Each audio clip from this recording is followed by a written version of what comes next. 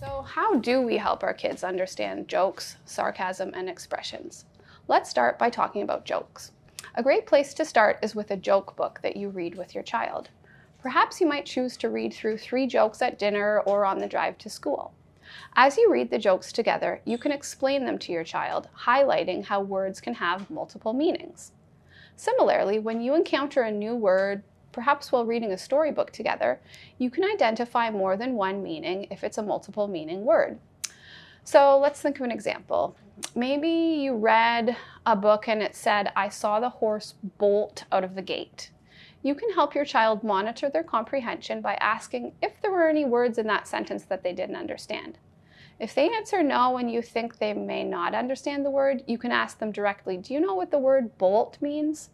If they don't, encourage them to think carefully about their own comprehension and gently remind them how important it is to monitor their understanding so they don't just blaze ahead when they don't understand the vocabulary. Reflexive questioning is great for this. Sometimes kids need to be trained to recognize if they understand a word or not. After you've established that the child doesn't understand the word, or even if they did, then you can explain how in that sentence, the word bolt meant to run away suddenly. But then you can help your child with their cognitive flexibility, learning to recognize that the same word can have more than one meaning. Bolt can also mean a pin that is used to fasten things together, or a flash of lightning. When your child is repeatedly exposed to the fact that some words have multiple meanings, it can help them comprehend jokes and help them develop cognitive flexibility, which we all know by now is an important executive function skill. Another resource that I really love is Amelia Bedelia books. As you read and discuss these books with your child, you can show them in a funny, relaxed context how multiple meaning words can cause a lot of confusion. In the book called Come Back, Amelia Bedelia is told to stamp some letters. Rather than sticking stamps on the envelopes, she puts the letters on the floor and starts stamping her feet on them. The visual image of the incorrect interpretation is quite funny and ridiculous for a lot of kids. I love how having pictures can really help our visual learners grasp the incorrect meaning while also hopefully inferring the correct meaning from the context and from parent discussion as you go along. Discussing directly what went wrong in this story is an incredibly beneficial exercise for our kids, and it can also be super funny and motivating.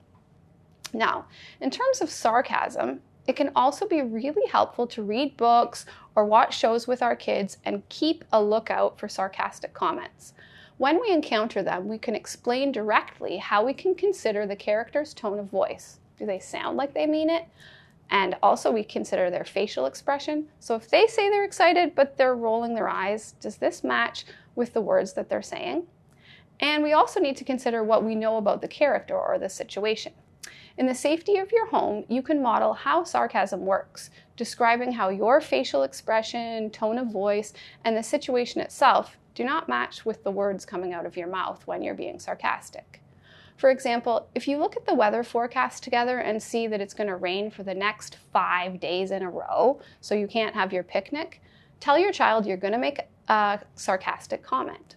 Say something like, "This is great. I love it when it rains for days and days without stopping."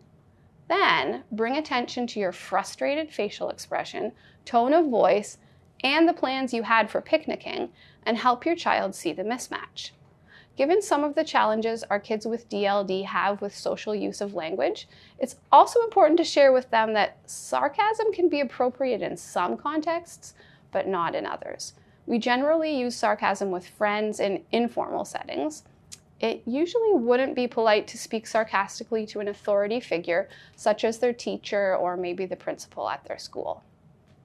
When we help our kids with DLD understand jokes with multiple meaning words and help them understand sarcasm, we are using so many great executive function skills.